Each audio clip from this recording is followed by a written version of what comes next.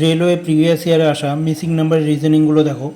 এখানে কলম ওয়াইজ নাম্বারগুলোকে দেখো, 14, 2, 3, 84 নাম্বারটা কিন্তু এক পাশে এখানে বাড়ছে, ঠিক আছে। দেখো কলম ওয়াইজ নাম্বারটা যদি ফলো করে দেখো, এখানে কিন্তু নাম্বারটা বাড়ছে। গুণ করো, 3 2 6, 6 4 কত, 84, ঠিক আছে। এখানে দেখো 3 8 24, 24 × 9 কিন্তু হয় 216, ঠিক আছে।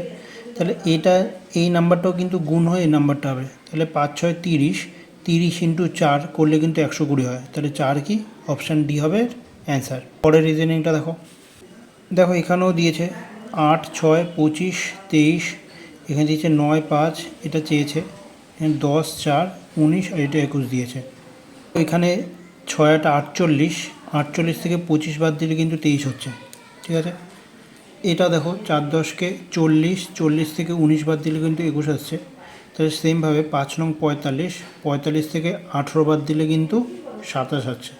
তাহলে অপশান কী হবে, সি, 18-এর অ্যান্সার। বুঝতে পারলে? পরের রিজনিংটা দেখো। এখানে বলেছে 4 3 7, 6 5 11, 8 5 8টা চেয়েছে।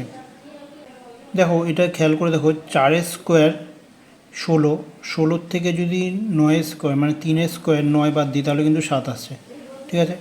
এবার দেখো 6 6 36, 36 থেকে যদি 25 বাদ দিই মানে 5 স্কোয়ার 25 বাদ দিলে 11 আসছে। সেমভাবে দেখো 8 8 64 মাইনাস 5 5 25, 64 - 25 হলে কত হয়, 39 কিন্তু হবে এর অ্যান্সার, অপশান বি।